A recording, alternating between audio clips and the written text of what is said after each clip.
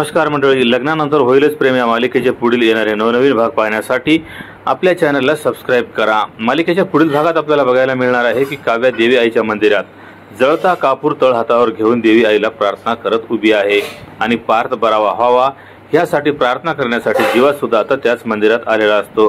तर आता मंदिरामध्ये काव्याला हे सगळं करताना पाहून जीवाला खूपच मोठा धक्का बसतो। इकडे हॉस्पिटलमध्ये आता पार्थ पुन्हा ऑपरेशन सुरू होतं। डॉक्टर साहेब म्हणतात की हा तर चक्कच चमत्कारच आहे।